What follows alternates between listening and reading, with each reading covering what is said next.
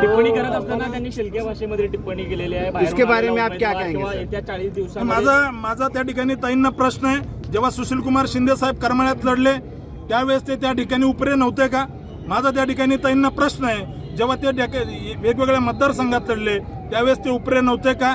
त्यांच्या त्या ठिकाणी परिवाराची जर हिस्ट्री पाहिली तर धाराशिवमधून परांडा तालुक्यातून या ठिकाणी आलेले आहे त्यांचे पूर्वज, आणि त्यानंतर इथं निवडणूक लढलेली आहे। माझ्या आईवडिलांनी तर इथं ऊस तोडलेला आहे, माझ्या आईवडिलांनी या ठिकाणी इथल्या मातीची सेवा केलेली आहे, माझं बालपण या मातीमध्ये गेलेलं आहे, त्यामुळे त्यांना नैतिक अधिकार नाही आहे हेच या ठिकाणी सांगतो।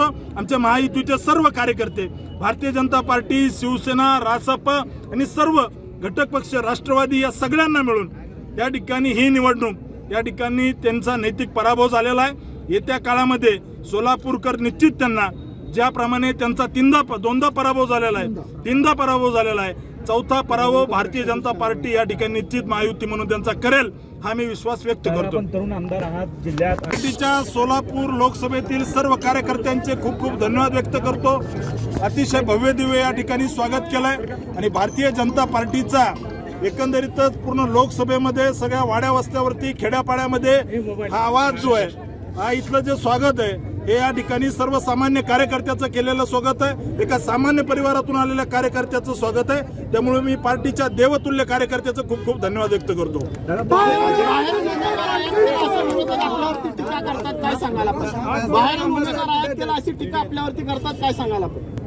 हे सगळं हास्यास्पद आहे। माझ्या आई वडिलांनी सिद्धेश्वर कारखान्यामध्ये ऊस तोडलेला आहे, माझ्या आई वडिलांनी दामाजी कारखान्यामध्ये ऊस तोडलेला आहे, माझ्या आई वडिलांनी विठ्ठल सहकारी साखर कारखान्यामध्ये ऊस तोडलेला आहे। त्यामुळे बाहेरचा आणि याचा काही संबंध नाही आहे। मी या जिल्ह्यातला आमदार आहे, भारतीय जनता पार्टीचा आमदार आहे। ज्यावेळेस माननीय सुशीलकुमार शिंदे साहेब करमाळ्यामध्ये जाऊन निवडणूक लढले त्यावेळेस त्या ठिकाणी बाहेरचे नव्हते, ते दक्षिणमध्ये जाऊन निवडणूक लढले त्यावेळेस ते बाहेरचे नव्हते। सुशीलकुमार शिंदे साहेब त्या ठिकाणी मध्यमधून निवडणूक लढले त्यावेळेस बाहेर नव्हते, उत्तरमधून लढले त्यावेळेस बाहेर नव्हते। त्याच्या पलीकडे जर सांगायचं असेल यांना जी भाषा समजते त्या भाषेमध्ये, जेव्हा शरद पवार साहेब उभा राहिले माड्यामध्ये बारामतीमधून येऊन, त्यावेळेस हे सुशीलकुमार शिंदे साहेब आणि त्यांचे सगळे लोक जे आहेत हे सगळे जाऊन त्या ठिकाणी जाऊन प्रचार करत होते। त्यामुळे माड्यामध्ये बारामतीमध्ये येऊन माड्यामध्ये उभं राहताना त्या ठिकाणी शरद पवार साहेब बाहेरचे नव्हते का याचं उत्तर त्यांनी द्यावं। आपका एजेंडा क्या रहेगा इलेक्शन को लेकर, आपका एजेंडा क्या रहेगा?